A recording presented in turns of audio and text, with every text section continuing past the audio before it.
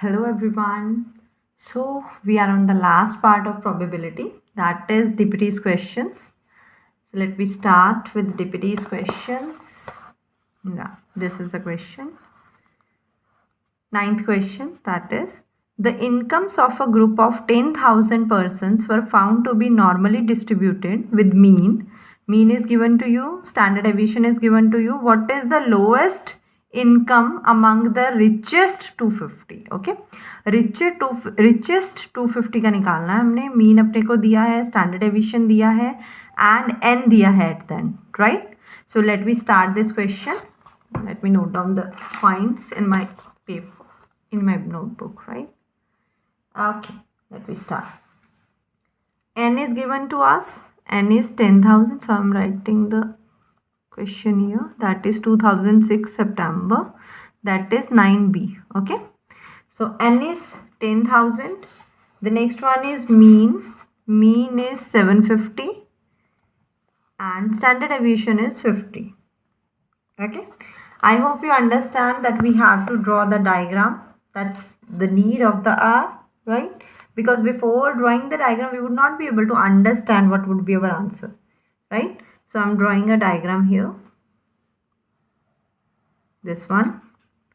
So let me check what would be the value.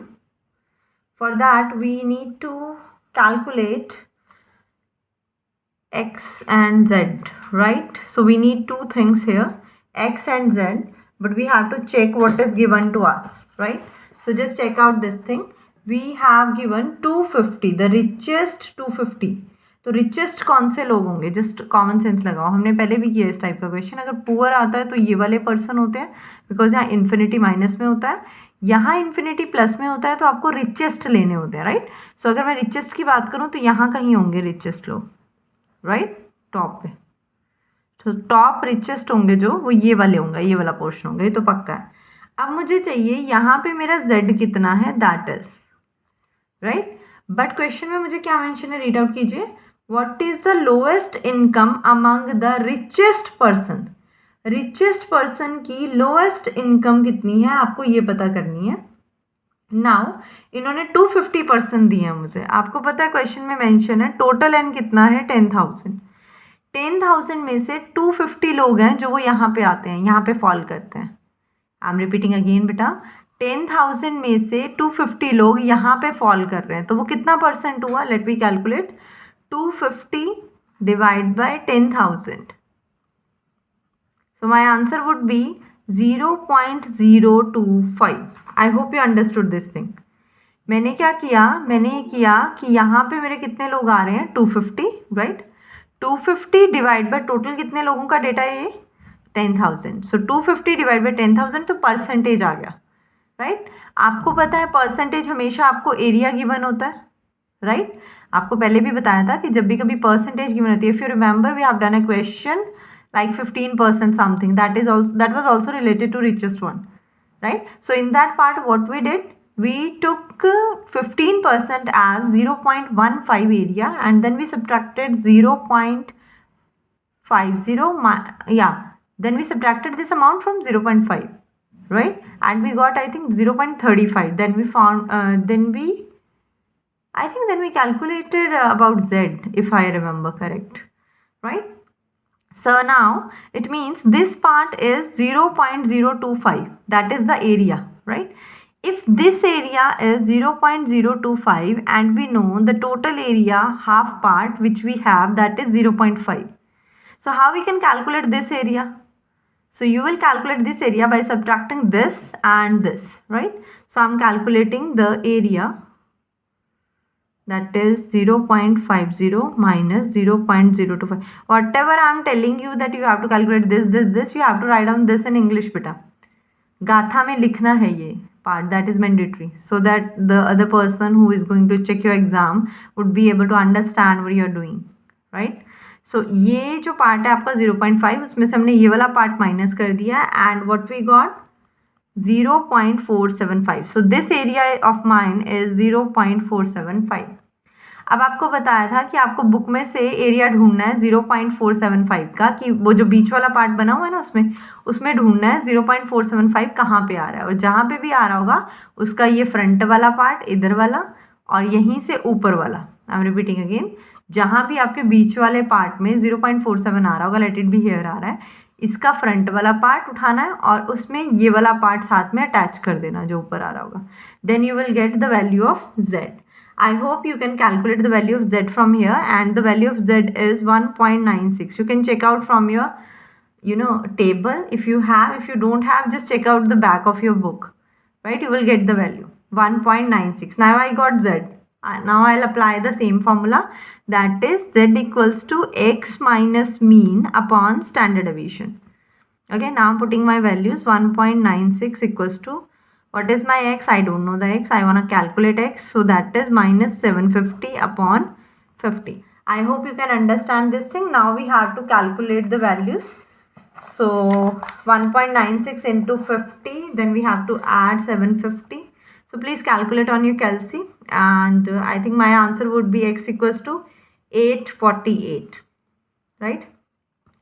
So this is my income, because they asked for income, right? So this is my income. You can say that's in rupees, right? So this is the income which the richest person have in the lowest part, right? So that is the lowest income which the richest person must have. So this is my answer. That is a very simple question. That's why it was of 7 marks only, right? Now we are coming to the next question. We have done this one.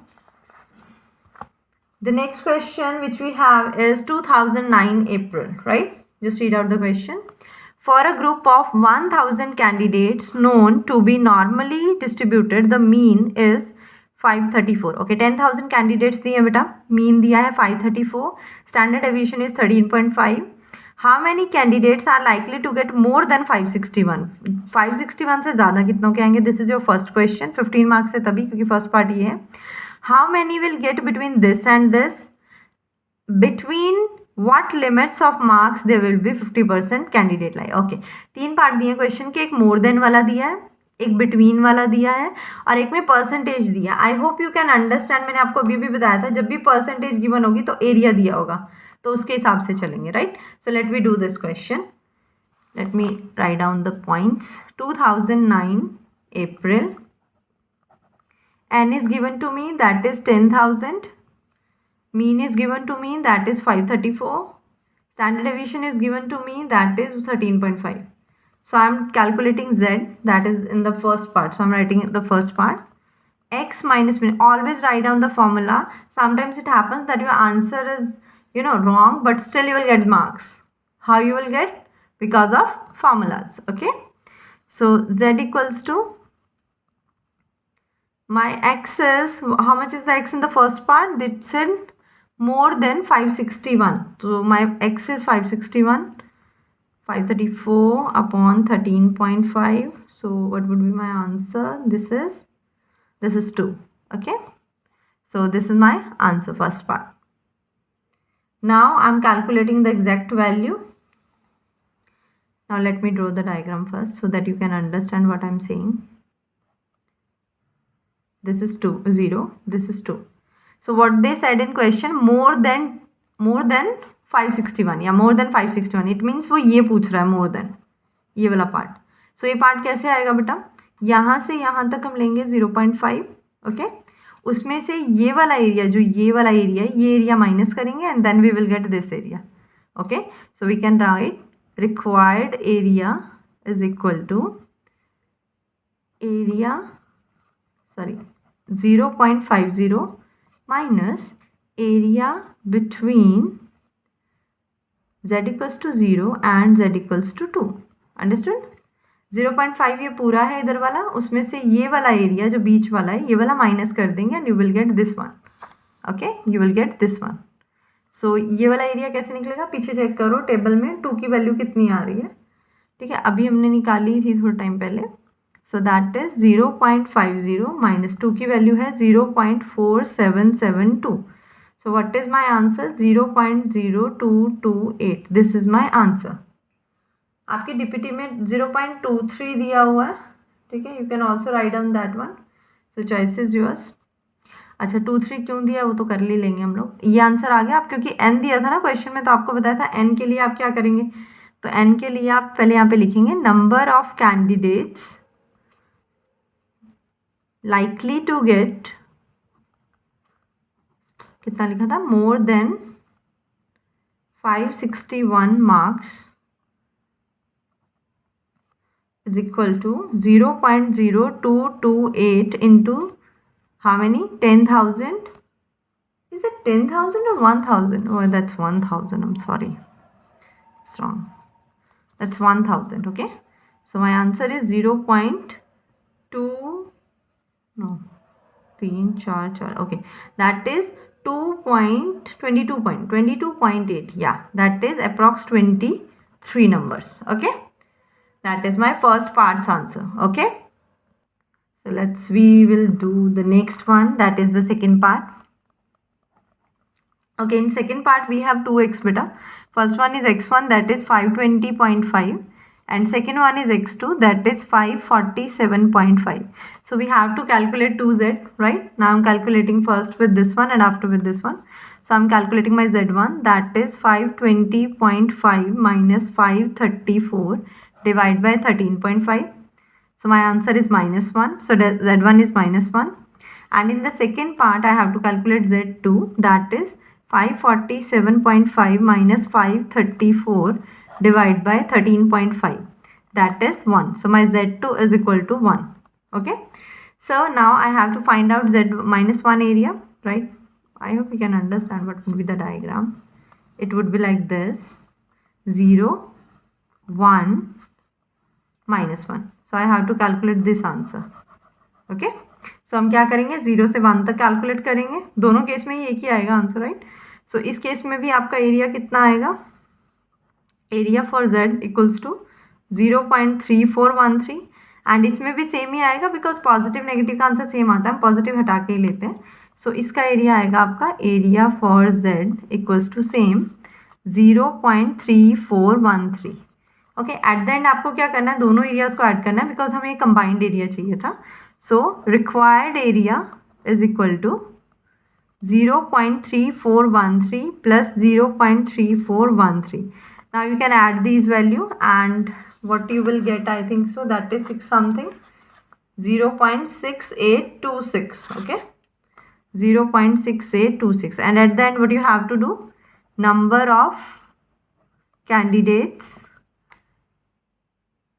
who got between, yeah, you can write down in English, number of candidates who get marks, or you can also write who were getting marks between this and this. So you will write down the whole line by your own. Okay, I'm just writing the answer, that is 0.6826, and you have to multiply it with 1000 as we earlier did, right? So what would be my answer, 682.6. and you know person can't be in this form, right? That's in points. So 683 would be my answer. And now we are coming to the last part, that is in percentage, right? The third part in percentage. You will get this type of question in your exam beta.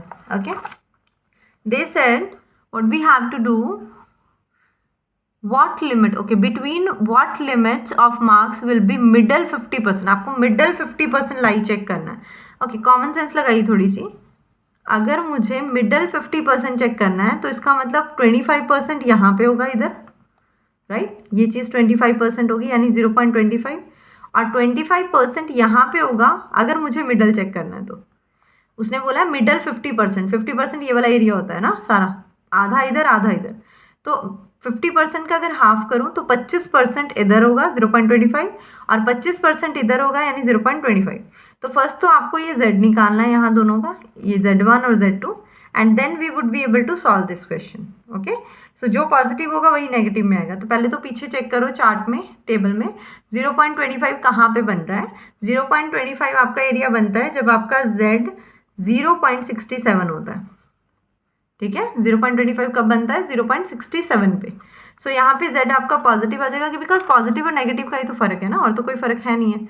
0.67 ये positive है, ये 0.67 negative है. सो z1 is your -0.67 and z2 is your 0.67. इन दोनों को use करके x निकालना है अब आपने, ठीक है। चाहे तो उसको x नेमिंग कर लो, चाहे x1 x2 कर लो, बात तो एक ही रहेगी, पॉजिटिव नेगेटिव का ही फर्क जाना है, वैल्यूएशन में चेंज आएगा, बस रेंज पता चलेगी आपको। ओके, मैं यहाँ पे कर रही हूँ अभी 2 पार्ट करके। फर्स्ट वन मैं कर रही हूँ z1 के लिए, so that is my x1 minus mean upon standard deviation. I hope my screen is visible to you. So z1 is minus 0.67 is equal to x minus 534 divided by 13.5. Okay, once you will calculate this value, you will get x equals to 525. Okay, and when we calculate the another value, that is z2 equals to x2 minus mean upon standard deviation. And once we will put the value 0.67, x minus 534 divided by 13.5, so my answer would be x equals to 543. So what is my range? My range is this one beta. So my range is 520, between 525 to 543. अगर इतना number होगा हमारा x का, तो इसका मतलब हमारा क्या होगा, मिडल कैंडिडेट है। तो अगर उनका इनके बीच में है वैल्यू, तो वो मिडल में आएंगे। Okay, this is a very very very important question from paper point of view बेटा। सो प्लीज़ बी श्योर कि आपका ये क्वेश्चन अच्छे से हो जाए, राइट। ये सारे question please try to repeat at least twice, okay, so that you would be able to understand what I am doing and why I am doing so. Coming to the next question of DPT, we have done 2009 April, now we are coming with 2010 September. A set of examination marks is approximately normally distributed. Okay, normal distribution है, mean आपको given है, standard division आपको given है, top 5% student दिए हैं, percentage मतलब क्या दिया है, एरिया दिया है, तो x और z निकलेंगे अलग अलग, राइट। और आगे बॉटम 25% बताया है, लोएस्ट a और हाईएस्ट f निकालना है। Okay, let me start with the data. Questions are so much easy बेटा, बट आपको क्वेश्चन पढ़ना आना चाहिए, दैट इज मोर इम्पॉर्टेंट, ठीक है। पढ़ना आना चाहिए, उसको कैसे ऑपरेट करना है वो आना चाहिए, क्या वैल्यू लिखी है वो पता होनी चाहिए। सो 2010 सितंबर, ध्यान से देखिए, आपको क्या दिया है, आपको मीन दिया है 0.75 75 एंड स्टैंडर्ड डेविएशन आपको दी है 5। ओके, आगे आपको 5% एरिया दिया है और उसमें बोला है जिनको ए ग्रेड मिला है, ठीक है। और बॉटम टॉप 5%, तो वहाँ से पता चल रहा है मुझे टॉप 5 मतलब लास्ट वाले 5 बोले होंगे, यहाँ वाले, राइट। तो let we draw the diagram. Top 5% हमारे यहाँ कहीं आ रहे होंगे। 5% का मतलब क्या है, अगर यहाँ पे 5% लिखा है तो इसका मतलब ये एरिया 0.05 होगा। परसेंटेज में कैसे आया बेटा, 5% मतलब 5/100 है ना, इसका मतलब क्या होता है 0.05, तो परसेंटेज में दिया है तो ये एरिया दिया होता है, तो ये 0.05 है, ठीक है। और इधर में दूसरा उसने ये टॉप का बोला था, अब उसने बॉटम का बोला है, बॉटम मतलब ये वाला हिस्सा होगा हमारा, राइट। उसमें 25% बोला है, तो मतलब ये एरिया आपका कितना होगा 25%। 25% बोले तो 0.25। आई hope you understood this thing, right. अब ध्यान से देखना है आपने, हम क्या कर रहे हैं, ये वाला पूरा एरिया हमारा हाफ होता है 0.50, ठीक है। ये पूरा एरिया हमारा हाफ होता है 0.50, उसमें से अगर ये वाला एरिया माइनस कर दिया जाए इधर वाला, तो हमारा ये वाला एरिया आ जाएगा, राइट। सो ये वाला एरिया निकालते हैं हम। You can also write down non shaded area, right, non shaded area that is equals to 0.50 minus 0.05 that is 0.45। I hope you understood this area 0.45। अब पीछे चार्ट में चेक करो टेबल में, 0.45 का z क्या बनता है, इसका z बनेगा आपका, z 1.64, ओके, इसका z बनेगा आपका 1.64, 0.45।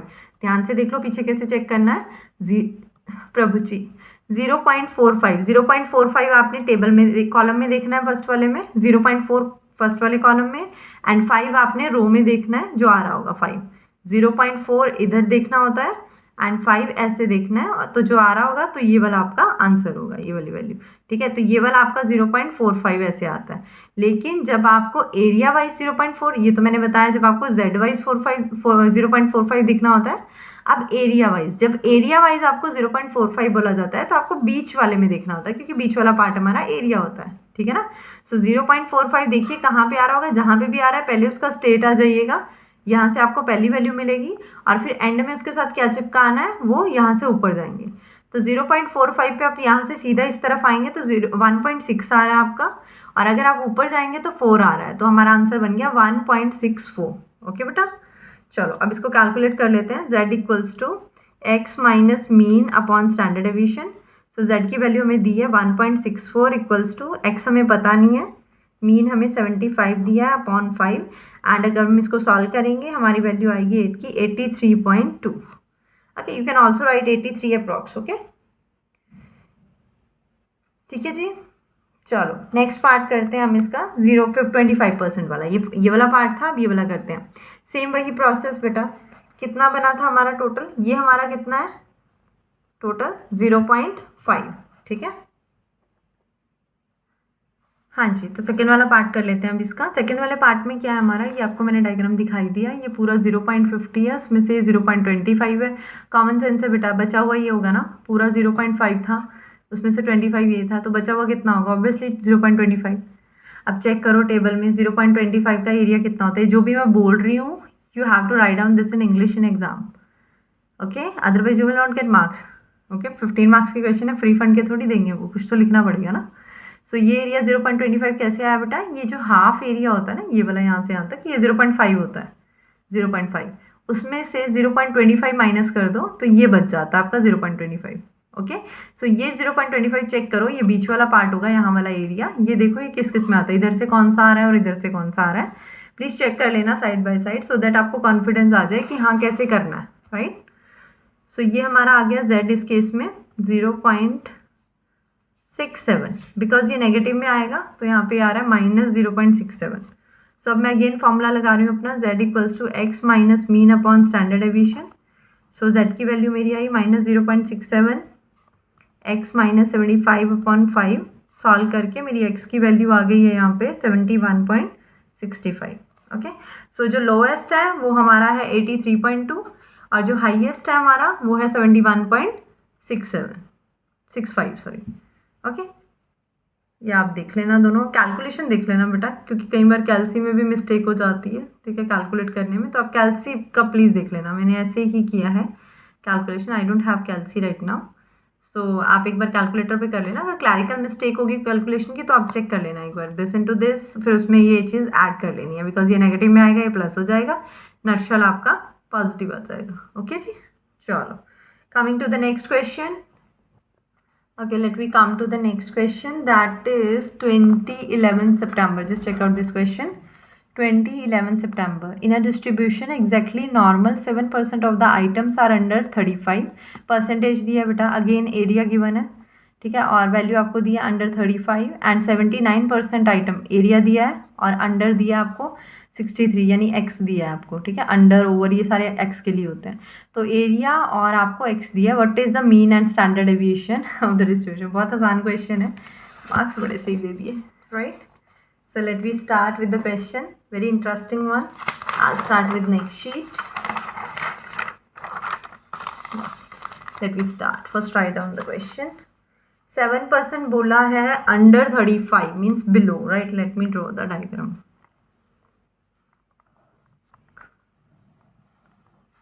This is our question number 2011 September. 2011 September, right? So ये है, ठीक है। अब इन्होंने क्या बोला हमें कि 7% जो है वो अंडर 35 है। Okay, so this is my zero, under मतलब नीचे आ रहा होगा तो यहाँ कहीं होगा। अगर ये एरिया बेटा 7% है मतलब 0.07, तो आप ये वाला एरिया निकाल सकते हैं ना।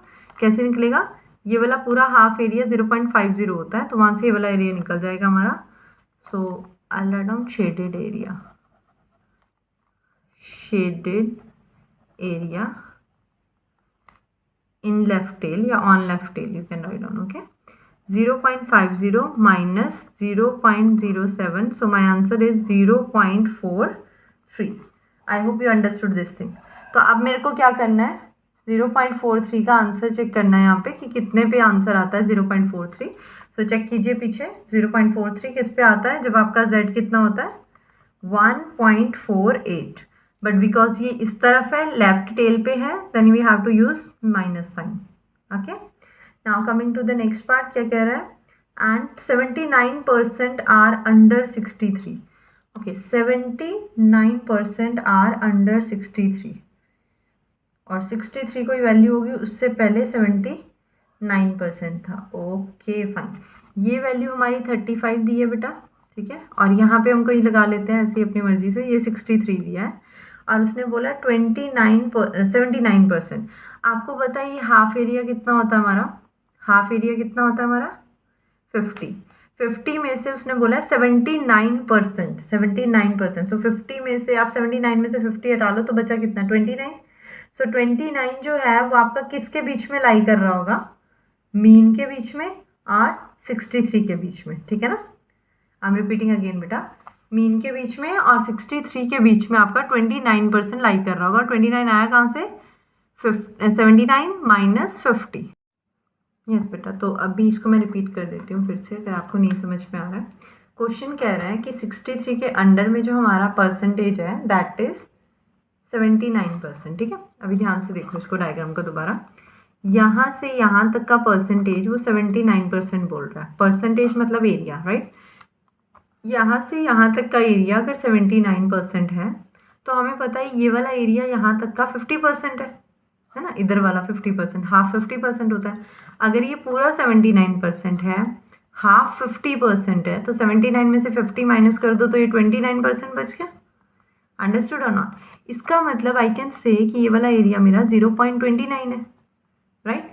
अगर ये एरिया मेरा 0.29 है, I can calculate the value, पीछे चेक करो 0.29 पे वैल्यू कितनी बनती है, 0.2 पे ऊपर से 9 आएगा आपका, सॉरी एरिया चेक करना है ना आपने, तो एरिया मिड में ढूंढ लो, मिड में ढूंढ लो, तो 29 कहाँ पे आ रहा है, फिर उसका फर्स्ट साइड और सेकेंड साइड दोनों साइड चेक कर लो, उनको देख लो मर्ज करके क्या बन रहा है, सो दैट इज योर, ठीक है, चेक कर लो इसको एक बार, तो आपका कितना आ रहा है वहाँ पे 0.81 आ रहा है, so z is my 0.81 at this point, so पहले वाला मेरा z1 था, ये मेरा z2 हो जाएगा, दैट इज 0.81, ये पॉजिटिव होगा बेटा क्योंकि पॉजिटिव साइड है, ठीक है। ये जो मैंने लिखे हैं मैंने x की वैल्यूज लिखी हैं, ठीक है, यहाँ पे x1 एंड x2, ओके। ये बीच में फिर आप मीन लिख लो यहाँ पे अंडरस्टैंड करने के लिए, ये दो पैटर्न होते हैं बेटा नॉर्मल डिस्ट्रीब्यूशन के, समझ में आए तो ठीक है, नहीं समझ में आता तो कोई प्रॉब्लम नहीं है, आप बस इतना याद रखना कि जैसे हमने एरिया देख के यहाँ पे z निकाला है, ऐसे यहाँ पे एरिया देख के हमने z निकाला है, ठीक है, दोनों में z निकल गया, x हमको गिवन थे, और बीच में अगर हम 0 लिखते हैं ना तो यहाँ पे z आते हैं साइडों में, बीच में मीन आता है तो यहाँ पे x की वैल्यूज आती हैं, ओके। अंडरस्टूड है तो ठीक है, कोई दिक्कत नहीं है, नहीं तो कोई प्रॉब्लम वाली बात नहीं है, बस कॉन्सेप्ट समझो, that is much important for you, okay. So now I am calculating with z1 से कैलकुलेट कर रही हूँ पहले मैं, z1 equals to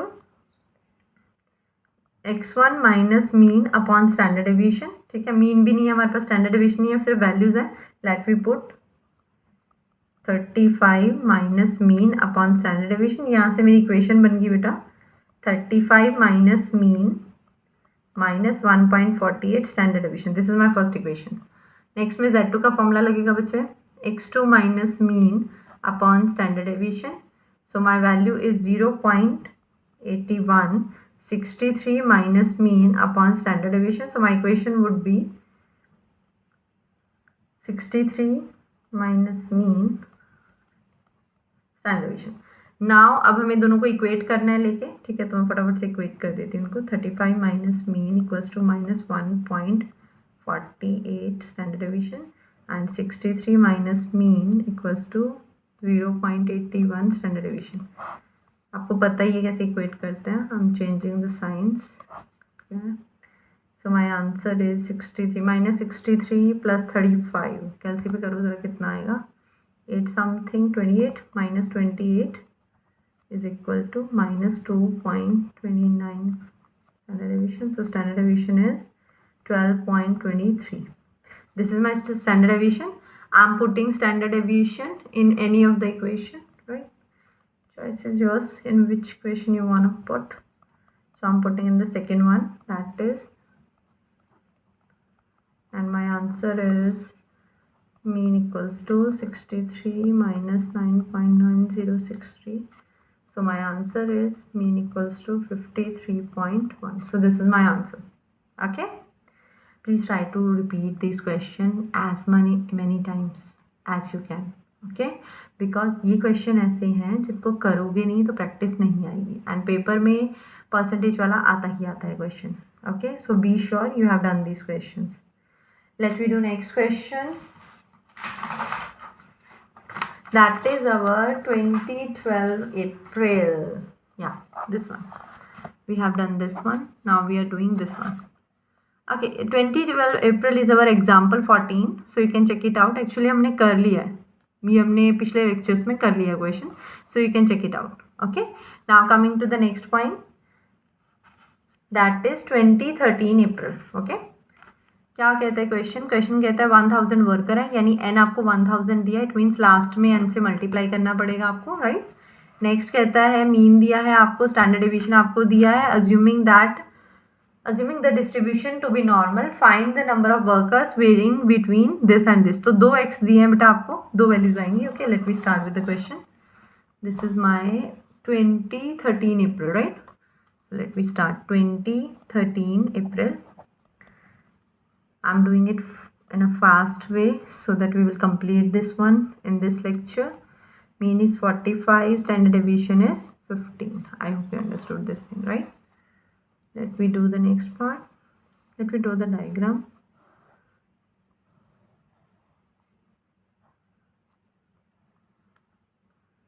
Okay. So what are the values given to me? First of all, I have to find out z, right? So let me start with the first part. x1 आपको कितना दिया था question में, that is 40, right. And x2 आपको दिया था 60. 40 and x2 आपको दिया है 60. सो हम फॉर्मूला लगाएंगे z1 equals to x1 minus mean upon standard deviation. तो इस फॉर्मूले में वैल्यू डालेंगे बेटा 40 माइनस 45 अपॉन 15. ठीक है, सॉल्व कर लो इसको, you will get your answer. z1 equals to minus 5 upon 15 minus 1 upon 3, so that is minus 0.3333, right. so मैं z2 का निकाल रही हूँ यहीं पे. z2 equals to x2 minus mean upon standard deviation. So my answer is z2 equals to x2 हमारा कितना था 60 minus 45 upon 15. So my answer is 1, right. Okay, so एक हमारी लाइन यहाँ बन रही है, दैट इज़ माइनस 0.33. मैं 2 ही डिजिट ले रही हूँ यहाँ पे, वैसे 4 लिख सकते हो आप, आपकी मर्जी है. ठीक है ना, ये 0 आ गया, ये 1 आ गया. ये मैंने किसकी वैल्यूज़ लिखी है, z की वैल्यू लिखी है. यहीं पे x की वैल्यूज़ होती तो यहाँ और यहाँ x आता तो यहाँ मीन लिखते हैं. ठीक है, वो पैटर्न होता है ना हमारा लिखने का. तो अब आपको ये एरिया निकालना है, आपको पता ही है कैसे निकालना है. इतने क्वेश्चन करने के बाद पहले 0 से 1 का निकालेंगे, फिर 0 से 0.33 का निकालेंगे, दोनों के एरिया को ऐड करेंगे, विल गेट योर आंसर. सो मैं सीधा रिक्वायर्ड एरिया निकाल रही हूँ बेटा, आप लिख लेना वो चीज़. ठीक है, required area that is equals to 0 से 1 का एरिया निकालेंगे हम पहले. 0 से 1 का एरिया, चाहे ये वाला लिख लो एरिया पहले, फिर ये वाला लिख लो, आपकी मर्जी है, जैसे मर्जी लिख लो. ठीक है, मैथ्स है ना, इसमें कोई फ़र्क नहीं पड़ता. तो चलो पहले वाला एरिया लिख देती हूँ आपके लिए मैं. ये वाला एरिया 0 से 0.33 का एरिया हम चेक करें. So my area is 0.1293 and second part का 0 से 1 तक का एरिया मेरा बनता है 0.3413 and my answer is 0.4706. Because question में n भी दिया था तो आपको नंबर निकालना है, पूरा लिख लेना. Number of workers weighing between 40 to 60 वो पूरा लिख लेना आप लोग. ठीक है, 0.4706 इंटू कितने थे आपके 1000 आई थिंक सो, राइट. 470.6. अब पॉइंट्स में तो पर्सन हो नहीं सकते ना, so we will take 471. Okay, I hope you understood this question. So we will do the remaining questions in the next video. Till that time, take care. Bye bye.